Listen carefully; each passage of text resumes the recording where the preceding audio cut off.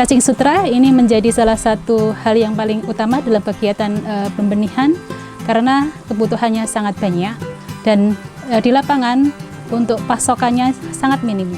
Sehingga cacing sutra yang kandungan proteinnya sekitar 40-50% ini menjadi hal yang paling mungkin dicari oleh para petani karena kebutuhannya masih sifatnya musiman, tergantung dengan kondisi lapangan, di perairan juga sangat jarang, sehingga banyak kemudian berinovasi untuk membudidayakan cacing sutra. Budidaya cacing sutra pada lahan sawah membutuhkan lahan sawah dengan kedalaman 30 hingga 50 cm. Persiapan lahan dimulai dengan pembuatan dinding lahan. Pembuatan dinding lahan menggunakan mulsa setelah dinding lahan terbentuk. Kemudian tanah sawah dibalik secara merata dengan menggunakan cangkul atau traktor. Salah satu tujuannya yaitu untuk membalik tanah, kemudian membersihkan ataupun menghilangkan bibit-bibit penyakit, sekaligus memperbaiki tekstur tanah. Nah, tekstur tanah ini diupayakan dalam kondisi halus ya, tanah yang dihasilkan nanti halus sehingga nanti akan layak untuk kehidupan cacing sutra. Setelah tanah ini disiapkan, kita bisa menambahkan pupuk. Pupuk ini bisa dari pupuk kandang, dari kotoran puyuh, kotoran ayam ataupun kotoran ternak yang lain.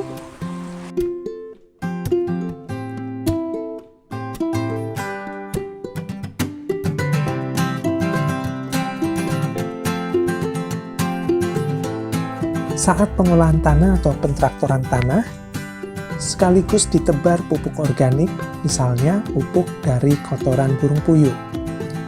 Pengolahan tanah dilakukan hingga tekstur tanah menjadi halus.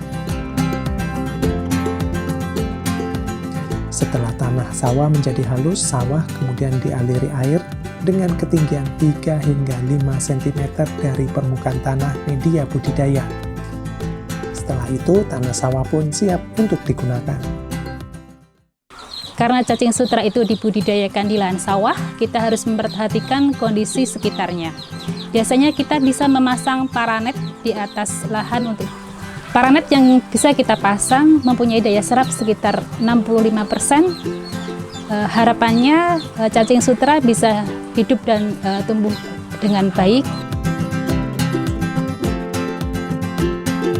Pemasangan paranet bertujuan untuk melindungi cacing sutra dari teriknya matahari maupun derasnya hujan.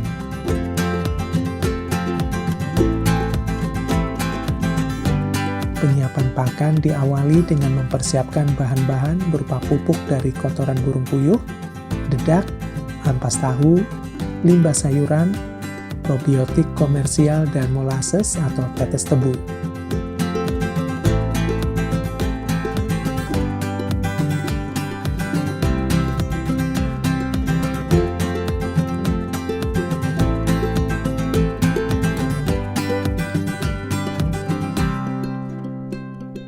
Semua komponen bahan tersebut dicampur merata, dimasukkan ke dalam drum atau bus beton, dan ditutup rapat dengan menambahkan pipa atau selang untuk mengeluarkan gas selama proses fermentasi. Proses fermentasi berlangsung 7 hingga 14 hari. Gas yang timbul selama proses fermentasi dialirkan melalui pipa.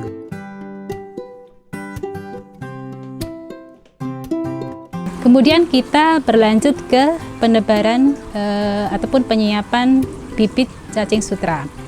Bibit cacing sutra ini kita siapkan dari indukan yang berusia sekitar 40-45 hari. Akan tetapi kadang ada kesulitan tersendiri untuk menentukan umur dari indukan. Sehingga salah satu tandanya adalah melihat dari morfologi cacing sutra ini yang bentuknya itu sedikit membelah.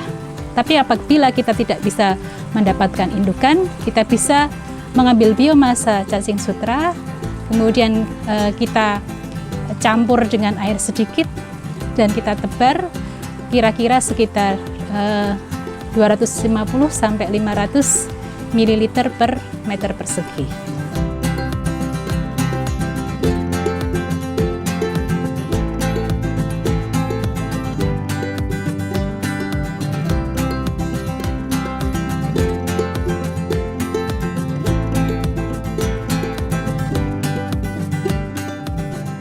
Setelah tebar, kita melakukan usaha untuk pemeliharaan cacing sutra. Siklus hidup cacing sutra ini berkisar antara 40 sampai 45 hari. Pemberian pakan bisa dilakukan 1 sampai 2 kali sehari dengan dosis sekitar 100 sampai 200 ml per meter persegi. Pemberian pakan bisa dilakukan di pagi hari ataupun sore hari dengan melakukan penyebaran pakan pada titik-titik koloni cacing sutra.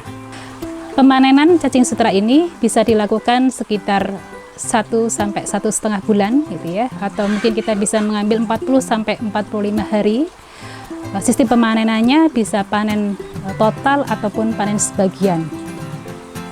Secara umum panen sebagian itu lebih menguntungkan karena kita bisa mengambil sekitar 80% dari total keseluruhan cacing sutra yang kita budidayakan, sedangkan sisanya 20% bisa digunakan sebagai bibit untuk kelanjutan budidaya cacing sutra di kemudian hari. Cara pemanenan bisa dilakukan dengan mengambil cacing sutra pada bagian koloni-koloni. Kita kumpulkan menggunakan ember, setelah itu kita tampung kurang lebih 1 jam, nanti akan muncul cacing sutra dengan kondisi perairan yang jernih. Setelah itu kita saring dan kita aliri air sampai kita hasilkan cacing sutra yang bersih dari lumpur dan kotoran yang ada di sekitarnya. Setelah itu cacing sutra siap untuk digunakan, bisa dijual langsung ke petani atau digunakan langsung untuk kegiatan pembenihan.